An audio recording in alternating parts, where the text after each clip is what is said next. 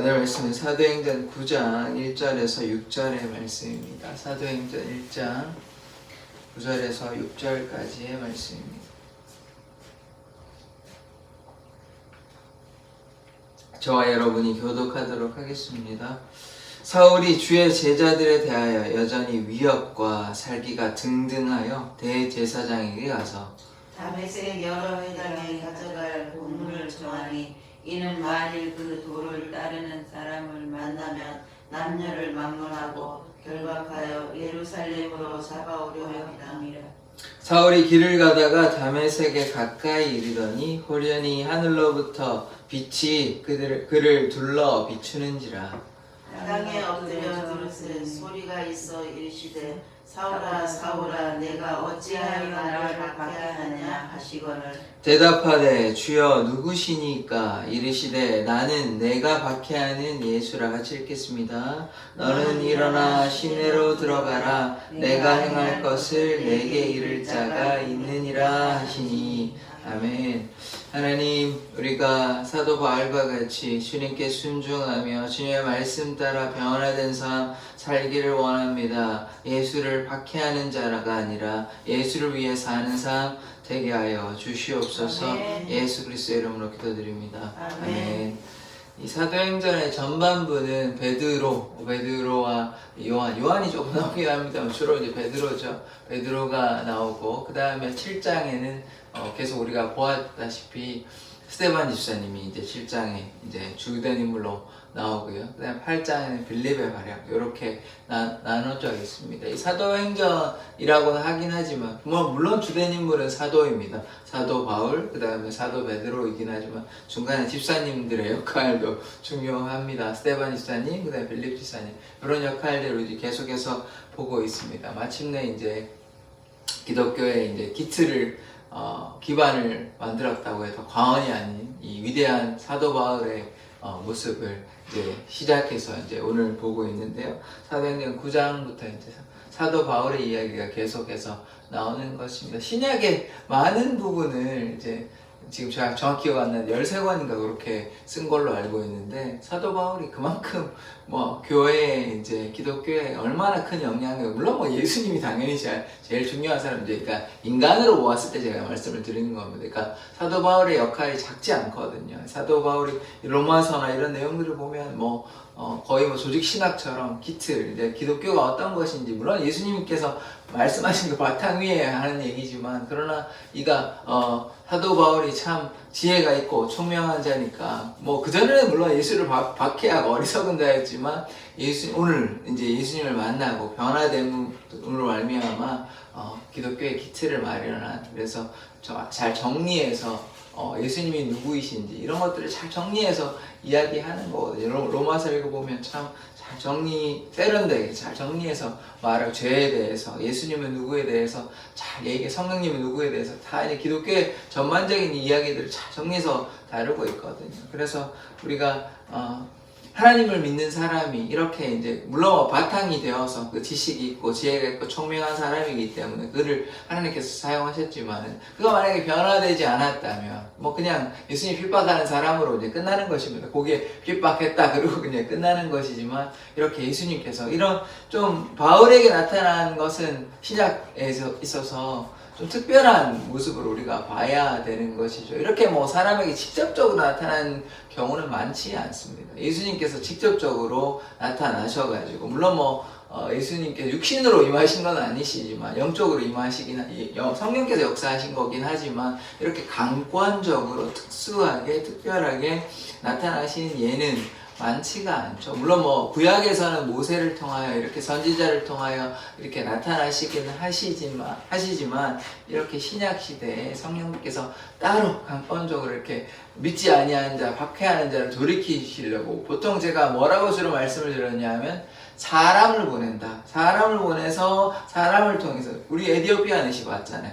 사람을 통해서, 집사 빌립을 통해서 가서 이렇게 이제 전하는 것이 이제 일반적인 예이고 그렇게 역사하십니다.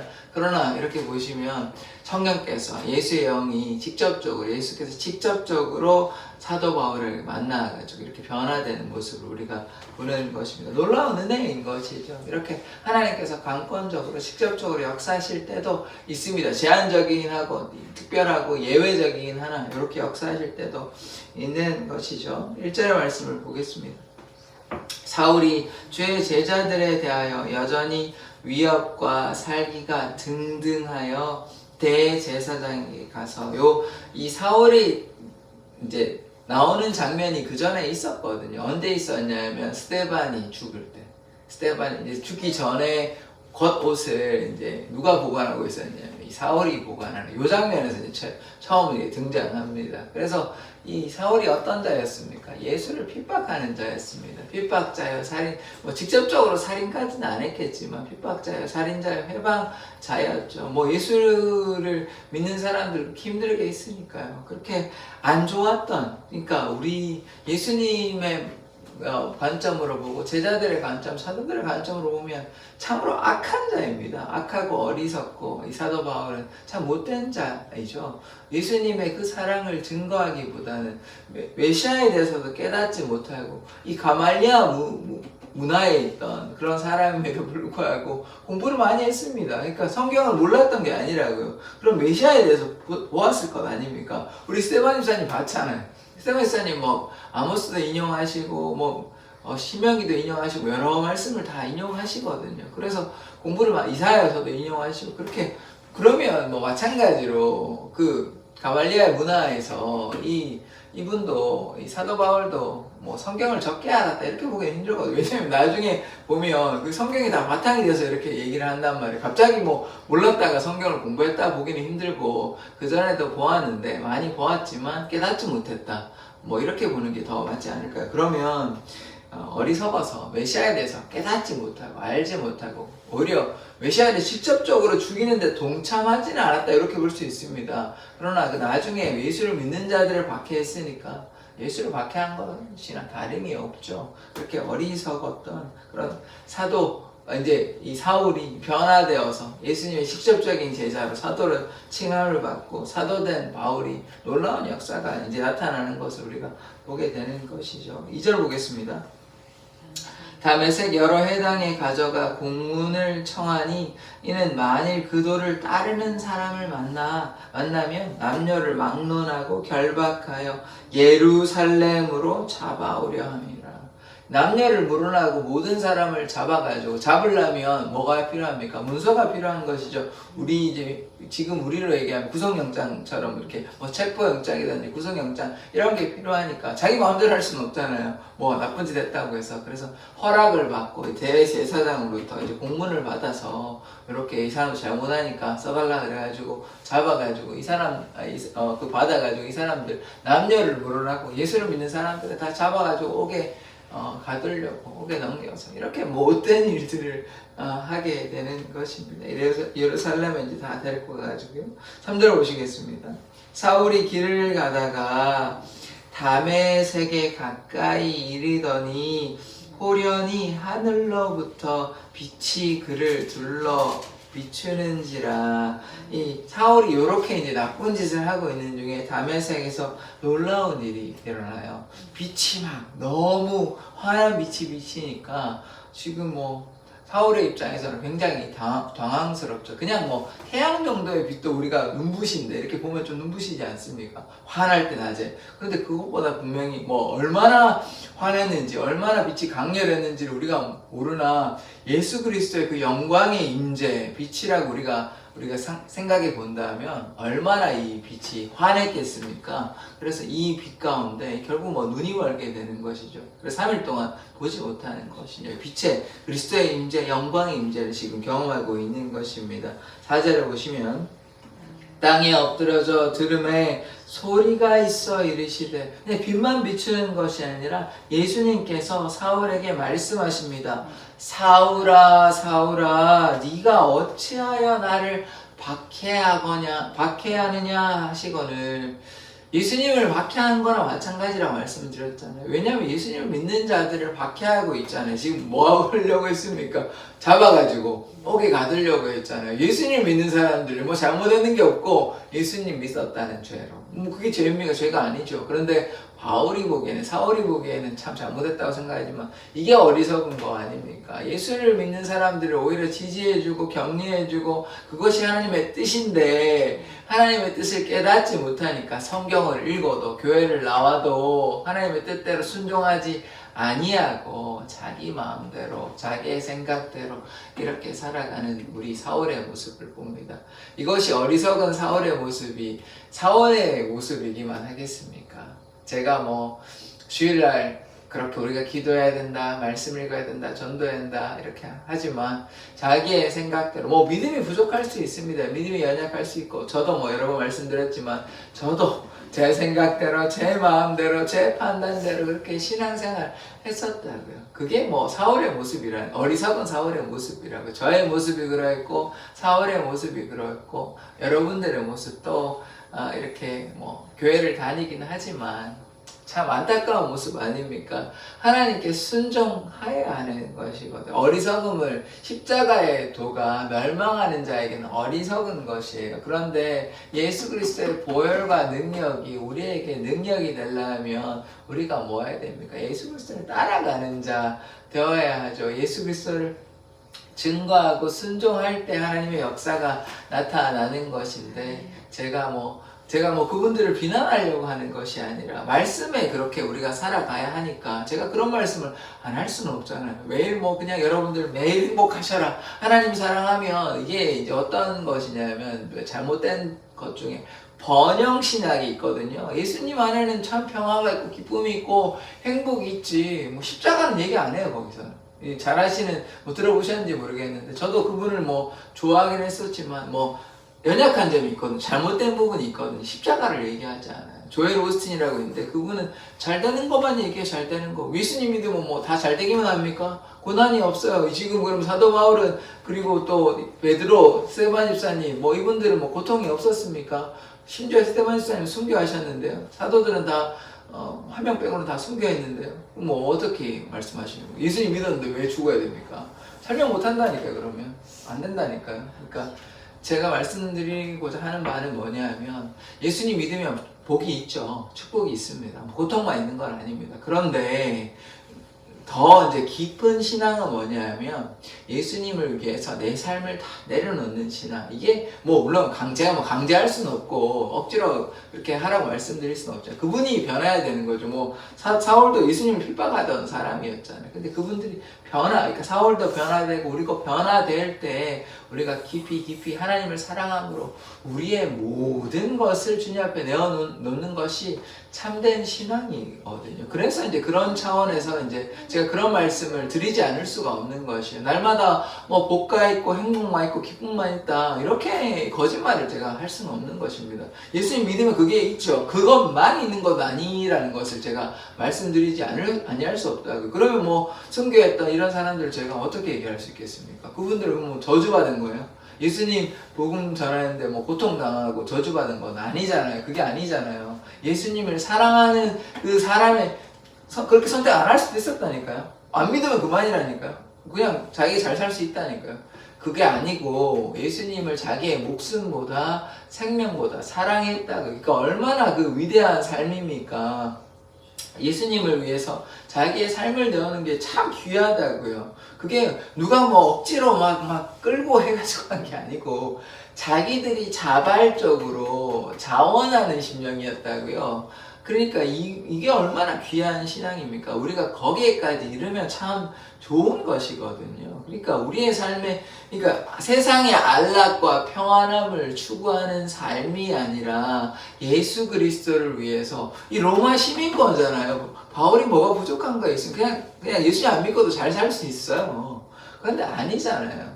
뭐 얼마나 고통을 당하고 자기가 자발적으로 예수님을 위해서 그래서 나는 죽고 예수님만 산다 이런 놀라운 고백들이 사도 바울에게 나오는 것입니다. 그러면 우리가 어떤 신앙 살아가야 돼요? 그냥 뭐 적당히 타협하고 교회는 대충 다니고 제가 뭐 그렇게 하라고 말씀드릴 수 없잖아요. 예수님을 사랑하고 하나님 사랑한다 그러면 모든 삶을 내어놓아라 이렇게 말씀드려야지 그냥 적당히 그냥 뭐 그래도 좋습니다. 그래도 괜찮습니다. 물론 뭐 제가 개인적으로는 그렇게 말씀드려야죠. 근데 앞에 하나님의 말씀을 증거하면서 반쪽짜리만 말씀드릴 수 없잖아요. 하나님 그냥 이렇게 사랑하셔도 하나님 다 사랑하십니다, 여러분. 여러분의 연약함을 다 이해하시기 때문에 날마다 어떠한 상황에도 괜찮습니다. 때로 위로가 필요하죠. 제가 뭐 맨날 뭐 그렇게만 말씀드릴 수는 없지만 그러나 또 그 반면에 중요한 것은 무엇입니까? 하나님을 위해서 우리의 생명을 다 내어놓는 것, 우리의 삶을 내어놓는 것, 그것이 참된 신앙이라 제가 말하지 아니할 수 없는 것입니다. 그것이 성경에서 말하고 있는 것인데요. 그걸 제가 날마다 다 괜찮습니다. 뭐 어떠한 잘못을 저질러도 용서만 있고 하나님이 여러분 사랑하신다. 이렇게만 말씀드릴 수는 없는 것입니다. 그거는 거짓된 복음이에요. 그거는 그렇지 않습니다. 하나님께서 어찌 용서해 주시죠. 사랑해 주시죠.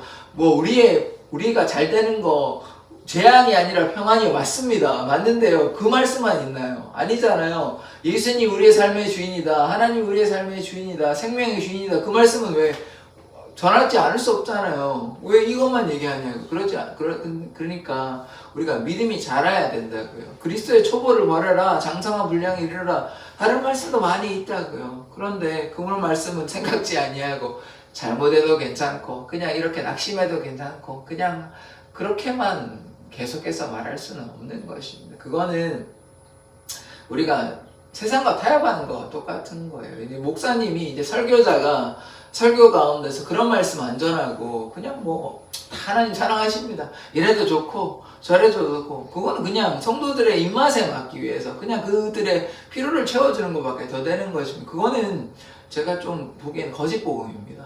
뭐 목사가 참된 설교자는 제가 아니라고 말씀드릴 수밖에 없습니다. 그 말씀이 필요합니다. 우리가 낙심될 때 위로해야 됩니다. 우리 봤잖아요. 엘리야가 낙심될 때 하나님께서 위로해 주신다고. 제가 위로하지 말라고 얘기하는 것이 결코 아닙니다. 근데 하나님의 위로만 있나요? 하나님의 사랑만 있어요. 공의는 없냐고요. 그럼 예수 그리스도는 왜 죽으셔야 합니까? 그냥 말로만 그냥 하면 안 돼요? 그냥 하나님 너네 사랑하니까 그냥 변화되면 돼. 그게 아니라고요. 예수님의 보혈이 그 공의라고요. 공의. 죄에 대한 심판이 있다고요. 대가가 있다고요. 예수님이 죽으셨기 때문에 하나님의 본체 대신 예수님이 죽으셨기 때문에 우리의 죄가 사해지는 것입니다. 죄에 대해서 반드시 타협하는 것이 아니라 돌이켜야 됩니다. 회개가 반드시 필요한 것이에요. 그러할 때 하나님의 역사가 나타나는 것이지 맨날 하나님 앞에 잘못하고 범죄하고 하나님께 순종하지 아니하고서 왜 하나님께서 나를 사랑하지 않는 것 같죠? 왜 내 삶에 변화가 없죠? 질병이 치료되지 않죠? 마음이 왜 계속 우울하죠? 그때는요 하나님이 전능하시지 않는 게 아니라 우리가 회개해야 됩니다. 우리가 하나님 앞에 나아가서 제가 잘못했습니다. 하나님의 역사는요, 하나님을 가까이 하는 자에게 나타납니다. 이들이 오로지 전혀 기도에 힘썼잖아요. 그러니까 하나님의 역사가 나타나는 것이지, 성령의 충만함이 그냥 나타납니까? 그냥 나타나는 거라면, 우리가 뭐하러 이렇게 새벽에 나와서 기도하고 이렇게 합니까? 할 필요가 없잖아요. 그냥 가만히 있으면 되는데, 예수님 사랑합니다. 말 한마디만 하고, 그렇게 해서 하나님의 역사가 나타난다고 하면, 뭐하러 이렇게 힘들게 합니까? 할 필요가 없잖아요. 그러니까 우리가 어떤 마음으로 하나님을 섬겨야 됩니까? 우리에게 헌신된 자세가 필요하다니까요. 회개하는 마음이 필요하다니까요. 자복하는 마음이 필요해요. 거룩과 정결을 입지 아니하고서 어떻게 하나님의 역사가 나타나기를 기대할 수 있냐고요. 우리가 이제 초신자이거나 아니면 정말 이렇게 오늘 사울 보았잖아요. 사울이 이렇게 핍박하니까 이 사람을 귀하게 쓰시려고 이렇게 이제 처음에 역사하시지. 만약에 사도 바울이 이렇게 비침을 받았어요. 그렇게 했는데 돌이키지 아니하고 여전히 죄 가운데 돌밭이나 길가나 가시떨기처럼 그렇게 되면요 열매 맺지 못합니다. 그러면 이게 뭐 하나님께서 계속해서 부르세요. 그렇게 하지 마라. 사랑한다. 돌이켜라. 이렇게 말씀하시는데 완악해가지고 자꾸 자기의 고집을 부리고 자기의 의지를 하나님께 내어놓지 않고 하나님께 마음을 들여서 이렇게 헌신된 삶을 살아야 되는데 그냥 죄악 가운데 거하고 자기 고집대로 자기 생각대로 판단대로 하면요 안 됩니다. 그럼 하나님의 역사가 나타나지 않아요. 나타나지 않는 것입니다. 그래서 우리가 반드시 죄악 가운데 돌이키고 죄와 타협하지 않아야 하는 것입니다. 그럴 때 하나님의 역사가 나타나는 것입니다. 그러니까 우리가 이렇게 모여서 기도하고 예배하고 하나님의 말씀을 듣는 것은 무엇입니까? 우리가 하나님을 사랑한다는 사랑의 표현인 것이에요. 하나님을 사랑하고 하나님을 가까이 갈 때에 하나님께서 하나님의 마음을 주시고 성령을 부어주시고 그래서 하나님의 역사가 나타나는 것이라고요. 그러면 우리가 어떻게 신앙생활을 해야 되는 것입니까? 이게 참 제가 안타까운 게 이런 말씀을 드리는 게 저도 좀 참 속상한데 이런 말씀을 권사님들이 들어서 해야 되는 게 아니고 다른 분들이 좀 와서 들어야 되는 제가 주일날에 좀 강하게 말씀드리기도 조금 때로 그렇게 얘기하긴 하는데 이렇게 말씀을 드리기가 참 그렇더라고요. 왜냐하면 이분들의 믿음이 깊지 않은데 자꾸 제가 그렇게 하면 굉장히 괜히 또 시험 들 것 같고 제가 이렇게 얘기하기가 좀 부담되더라고요. 왜냐하면 믿음이 이제 깊지가 않은데 제가 혹시라도 그런 의도가 아닌데 자꾸 그렇게 얘기하면 이 2주 전에, 그러니까 지지난주에 제가 말씀을 드렸을 때, 옷 같은 이런 얘기 괜히 하면, 저희가 사실 그런 얘기를 하긴 해야 되지만, 매너리즘에 빠지면 안 된다, 틀에 박힌 신앙생활 하면 안 된다, 이런 얘기를 했을 때 괜히 또 잘못 오해할 수도 있고, 이러니까 그런 말씀을 제가 전하기가 저에게는 좀 부담이 돼요. 그러니까 너무 그렇게만 얘기할 수는 없다. 또 그런 말씀 안 할 수는 없고, 그러다 보니까 새벽에는 제가 그래도 권사님들이 믿음이 있으시니까 제가 이런 것들을 좀 편안하게 얘기를 할 수가 있는데 주일날은 또 얘기하기도 힘들고 그러니까 조금 답답함이 있는 것이죠. 설교자의 입장에서 그들이 사실 변화되어야 하는 것이거든요. 다 잘한다고 얘기할 수는 없잖아요. 잘하는 게 아닌데 물론 또 격려하고 위로하고 그렇게 해야 되지만 하나님의 그 말씀 가운데 우리가 자복하고 정결하고 회개해야 하는 것입니다. 그러할 때 하나님의 역사가 나타나는 것이죠. 아멘.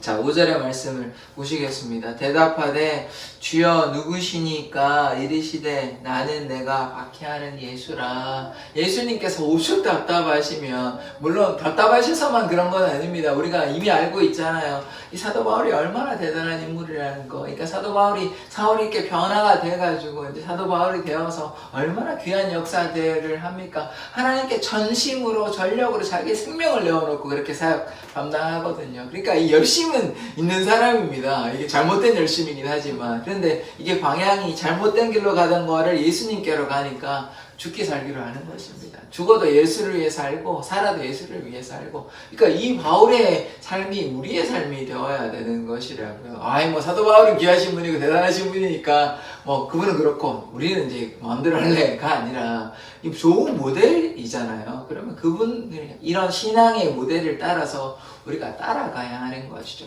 살아도 주를 위해 살아야 되고 죽어도 주를 위해 죽는 삶 살아야 되겠구나. 이런 삶 살아가면 우리를 통해서 하나님의 역사, 놀라운 역사가 나타나는 것 아닙니까? 이방인의 사도로 부르심을 받았거든요. 그래서 얼마나 복음을 주위에 4번의 전도 여행을 통해서 얼마나 많은 복음을 증거하는 삶을 살아갑니까? 이분이 참 총명하고 지혜로운 분이 있고 성경도 해박한 지식이 있고 지대반 집사보다 더 많이 한다고 해도 과언이 아닐 겁니다. 물론 제가 비교할 수는 없습니다. 그리고 그분들 만나가지고 따라 물어볼 수는 없으니까. 그래서 얼마나 지혜로운 분이십니까? 성경에 대한 이렇게 깊이가 있으니까 나중에 성경 얼마나 그렇게 놀라운 말씀들을 쓰십니까? 하나님께서 이렇게 귀하게 쓰신다고요. 그러니까 하나님께 쓰시려면 뭐 해야 됩니까? 변화돼야 되죠. 예수 핍박하는 사람은 어떻게 쓰겠습니까? 맨날 나를 핍박하는데 예수님을 핍박하는데 어떻게 쓰겠습니까? 예수님께 순종하고 자복하고 예수님만 따라갈 때 이렇게 귀하게 하나님께 사용하시는 것입니다. 그러면 우리는 어떻게 해야 되겠습니까? 이렇게 하나님께서 귀하게 우리가 사용을 받으려면 우리가 주님께 순종해야 하는 것이죠. 변화되어야 하는 것이죠. 맨날 나는 힘들다, 우울하다, 답답하다, 잠 못 잔다, 이런 신앙 가지고는 안 되는 것입니다. 하나님께서 어떻게 자기의 삶도 지금 헤매고 있는데 어떻게 하나님을 써요? 자기 문제도 해결이 안 되는데 자기의 문제가 어느 정도는 해결이 돼야 되는 거 아닙니까? 문제가 있어도 그 문제에 대해서 휘둘리지 않아야 되지 않겠습니까? 사울에게도 문제가 있어요. 사단의 가시가 있다고요. 힘듦이 있었습니다. 그런데 그런 거에 개의치 않아야 것이, 그거보다 더 중요한 것은 예수 그리스도를 향해서 믿음으로 나아가는 것이에요. 그럴 때 하나님의 놀라운 역사가 사울을 통해서 나타나는 것입니다.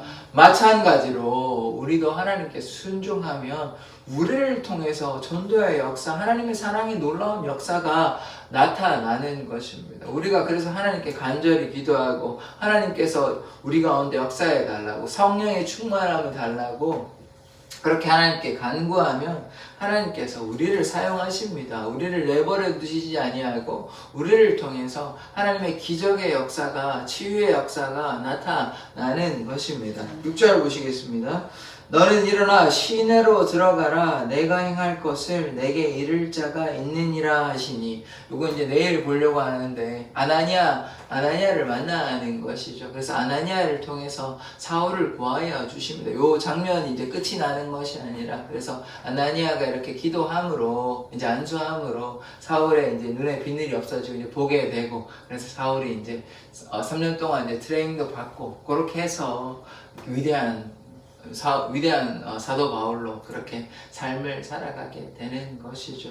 그래서 오늘 이제 사울이 변화되는 모습을, 이제 완전히 변화되기는 전입니다만 어쨌든 예수님을 만나는 이 장면을 보았습니다. 그러니까 우리가 어떻게 해야 됩니까? 예수님 만나고 우리가 과거에 잘못되고 연약하고 부족하고 죄 가운데 거하는 삶을 살아가는 것이 아니라 이제 예수만 향해서, 잘못한 길에서 돌이켜서 예수만 향해서 달려가야 되는 것이죠. 그러면 예수의 영이, 예수께서 우리의 삶을 선한 길로 인도해 주시는 것입니다. 우리를 붙잡아 주십니다. 우리가 낙심하고 좌절할 필요가 없어요. 우리의 힘으로 하는 거 아닙니다. 그런데 다만 중요한 것은 있습니다. 뭐가 중요하냐? 우리의 삶을 주님 앞에 내어놓을 수 있는 마음, 하나님께 우리의 마음을 내려, 우리의 삶을 주님께 내어놓고 그럴 때 하나님의 역사가 나타나는 것이죠. 우리의 욕심대로, 우리의 생각대로, 우리의 판단대로 다 살아가면서 하나님은 왜 우리 가운데 역사해 주지 않느냐라고 얘기하면 안 되는 것입니다. 우리가 순종할 때, 우리가 때로 좀 번거롭고 귀찮고 또 혹은 또 피곤하고 지치고 힘들다 할지라도 내 삶의 중심이 내가 아니라 예수 그리스도가 내 삶의 중심이라는 그 고백으로 하나님께 순종할 때 하나님의 기적의 역사, 하나님의 놀라우신 은혜가 임하는 것이지, 제가 뭐 이러하니 저러하니 라고 하면서 잔치에 참여하지 않고 뭐 혼인도 있고 뭐 이것저것 바빠서 제가 못 가겠습니다 라고 얘기하면서 어떻게 잔치의 주인공이 될 수 있습니까? 어찌 잔치에 참여하는 자가 될 수가 있어요? 안 되는 것입니다. 그러니까 하나님의 자녀라고 얘기하면 하나님 아버지의 말씀을 들어야죠. 순종해야 되죠. 우리가 준비된 자로서 주님 앞에 나아갈 때에 하나님께서 우리를 사용하시고 하나님의 은혜가 우리에게 나타날 줄 믿습니다.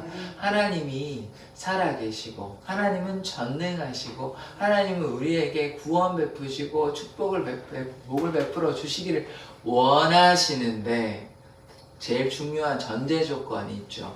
하나님께 순종할 때, 하나님께 우리의 삶을 내어놓을 때, 하나님께 우리가 나아갈 때, 가까이 나아갈 때 하나님께서 역사하십니다. 하나님의 놀라우신 은혜의 말씀, 복음의 말씀이 순종하지 않으면요, 역사가 나타나지 않는 것이죠. 그래서 하나님께서 우리를 사랑하시니 우리도 하나님 사랑하는 자 되기를 원합니다. 기도하겠습니다.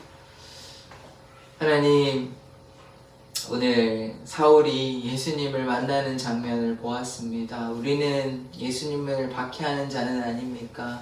우리는 예수님께 순종하는 자입니까? 우리가 날마다 주님 바라보며 주님의 말씀 따라 살아가는 자 되기를 원하오니 우리의 삶을 통하여 하나님의 놀라운 기적의 역사, 치유의 역사가 나타나기를 원합니다. 주님, 우리 사랑의 교회 성도들이